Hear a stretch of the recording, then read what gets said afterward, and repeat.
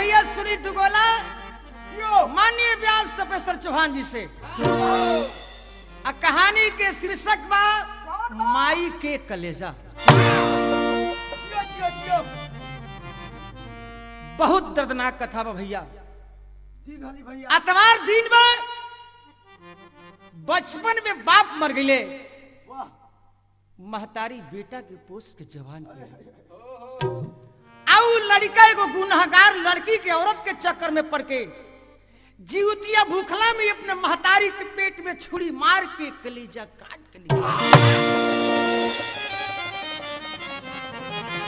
एगो कवि कल्पना हो, जे अंगुरी धई पहुंचा न धई, जे अंगुरी धई पहुंचा न धई, उ पहुंचा धरी पहुंचाई कैसे। अरे अपन रहे उ वीरान हो गई, तो दूसर अपन बनाई कैसे। जौन पसीजबे ना कोई उनी होरा बेकार भई, सेंदूर के लाजी ना रहल तो सिन्होरा बेकार भई। वो लड़का कैसे अपना महतारी के पेट में छुरी मार के कलेजा काट के निकालता। गीत भैया अरे माई के प्यार के, अरे माई के प्यार के, अरे महतारी के दुलार के, अब भूल गईल बाबू रे माई के दुलार के।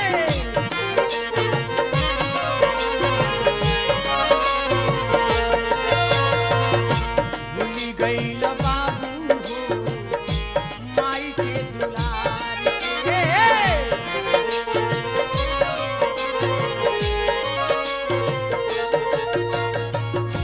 सुंदर सुभेसी एगो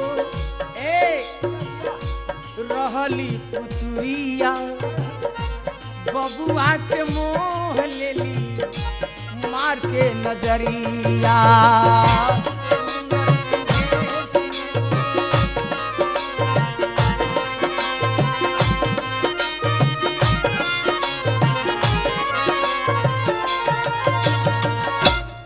अरे फांसी गईल बबुआ अपन, अरे फांसी गईल बबुआ अपन, अरे तन मन विसार के, अब भूल गईल बाबू हो माई के दुलार के। वो लड़कवा एगो गुनहगार औरत के चक्कर में पड़ गई, कलश की शादी करो।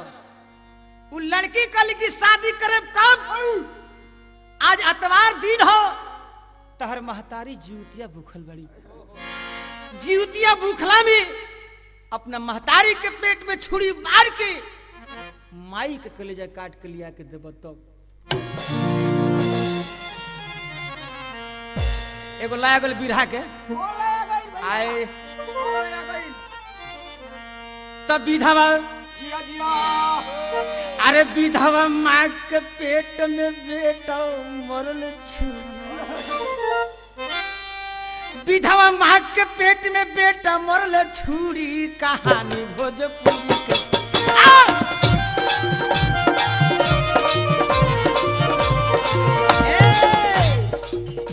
तब विधवा, तब विधवा मैया के बेटवा बेटवा मरल छुरी हो। कहानी भोजपुरी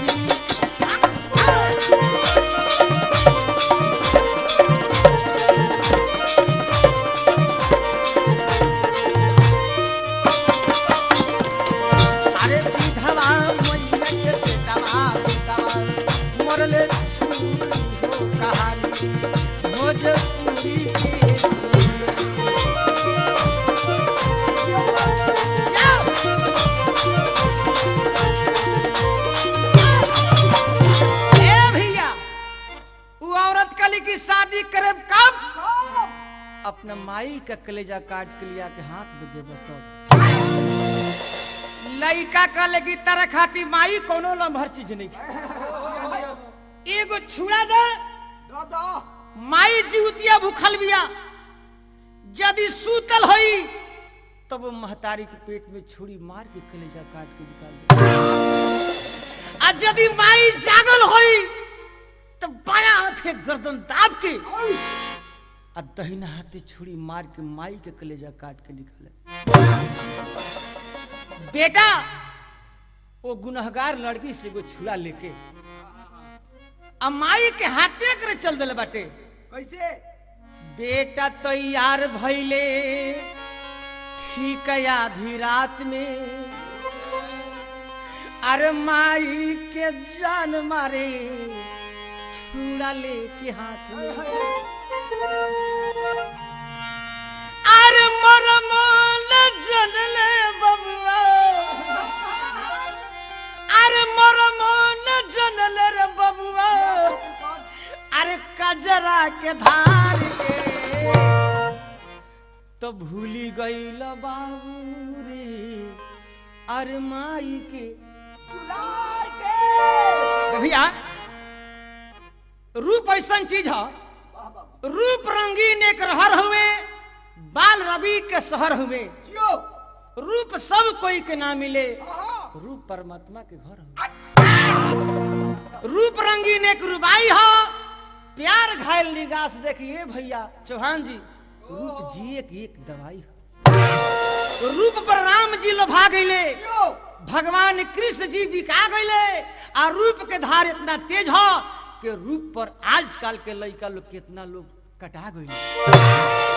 देखिए वही काटघारा पर चढ़ जाता एगो लाया बिल बा एहे अरे होई जवानी होई अनहार के जोरिया होई जवानी होई अनहार के जोरिया गोरिया संभार के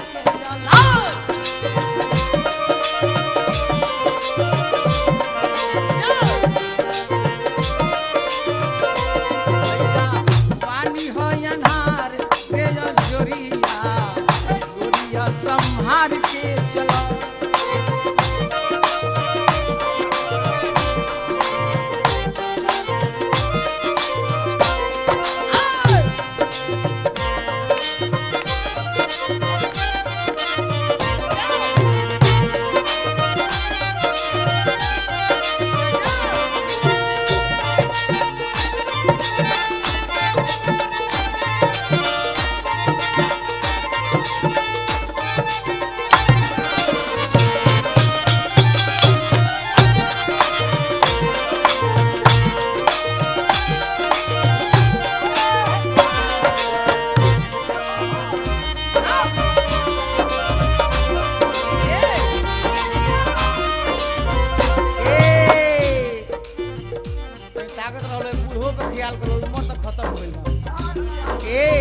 बन के घूमेलू जूही के न तहरा पर मुई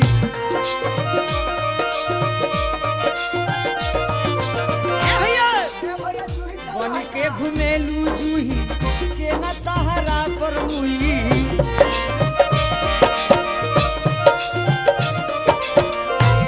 अब यादो जी से रह ना को बलिया गोरिया संभार के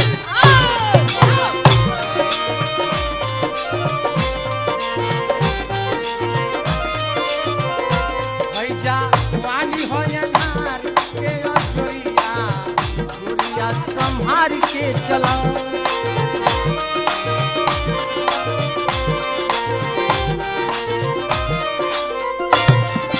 आए भैया वह लड़का आधा रात में छुड़ा लेके दरवाजा पहुंचता समय कम बाए से अब महतारी जीवतिया भूखल बड़ी रोटी सब्जी थाली में लेके इंतजार कर रहल बड़ी आधा रात हो गई लाल लैले तो चारों दिस चीख उठल धरती कराह उठल अरे माई के करे जाव पर बेटा के कटार देख भैया जाके लड़का दरवाजा पर दहिना हाथ में छुरी लेके अब बायां हाथ दरवाजा खटखटाओ था। माँ माँ खोल के बाड़ी माँ। अच्छा भैया लड़का दरवाजा खटखटा रहल बटे आ कैसे गो भावा अरे रोतिया में अरे ठोके लाए के वड़िया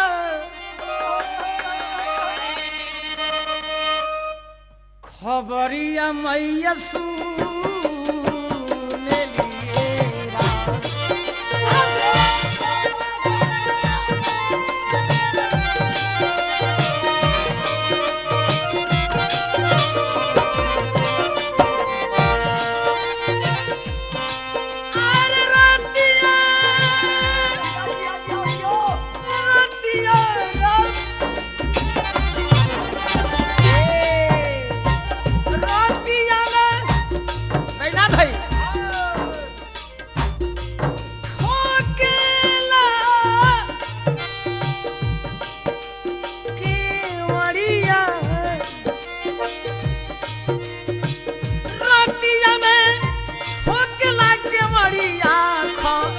बरिया माई सुने लिए रात।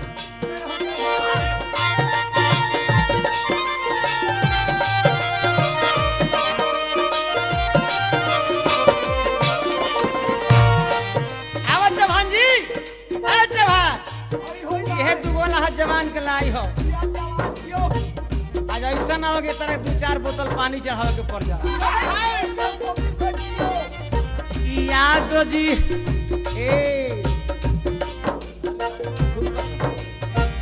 यादव जी सुनावेले लचरिया यादव जी सुनावेले लचरिया खबरिया माई